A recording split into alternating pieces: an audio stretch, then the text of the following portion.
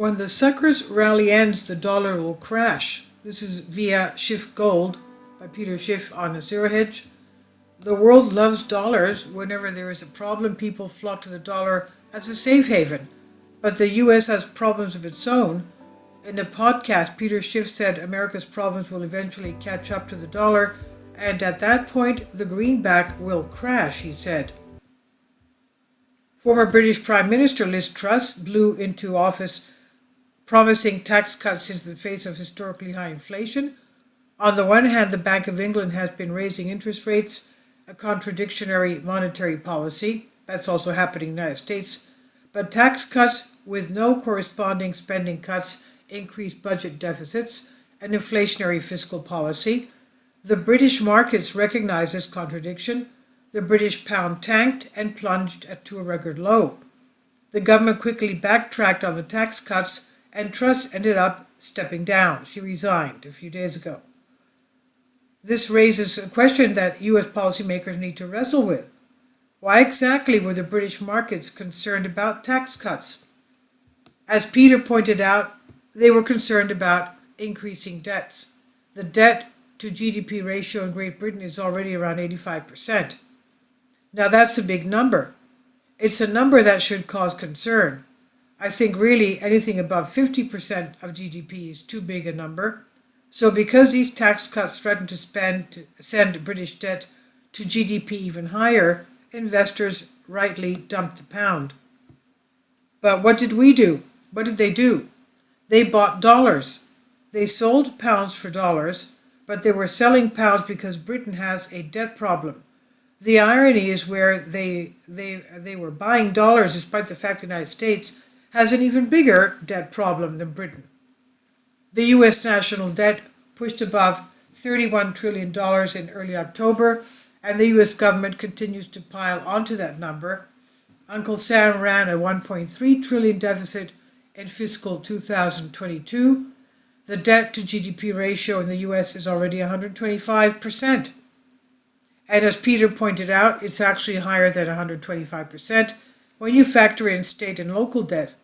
When you include state and municipal debt, the ratio balloons to 140%.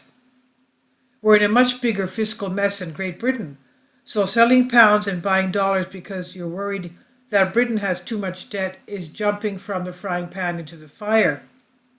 Why are people doing this? Because there is a perception that US debt does not matter because the dollar serves as the global reserve currency. Therefore, the US dollar is the go-to when there's a problem, even if the problem is bigger than the United States. Peter recalled that when S&P downgraded US Treasuries, people bought US Treasuries because they were worried about the downgrade. People bought US Treasuries as a safe haven from US Treasuries. That shows you how ridiculous it is.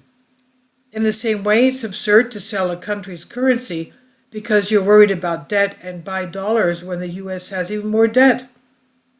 It's important to factor state and municipal debt into the equation in the US because all of these governments are funding themselves from the same tax base.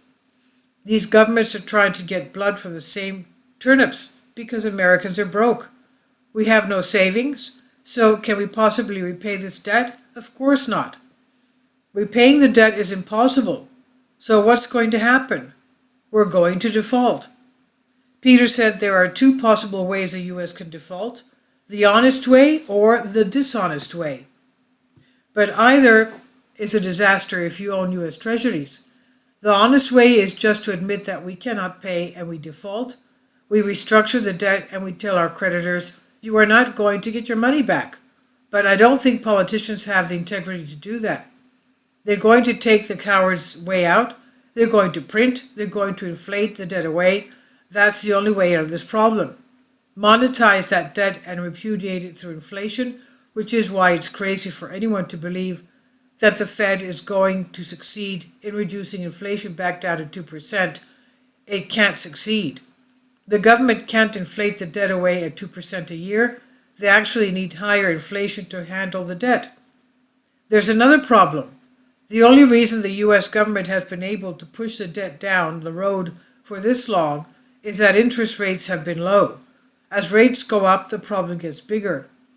This is why Peter calls this a sucker's rally, and when it ends, the dollar will crash, he explains. This is on Zero Hedge by Schiff Gold. Peter Schiff, please leave your comments. Thank you for your support. Kindly support my Patreon account. The daily posts are 5 videos daily, and they are totally different from what I have on my YouTube channel. Thank you so much for your support and that you find all my content so interesting. You'll find the Patreon account details in the description box below.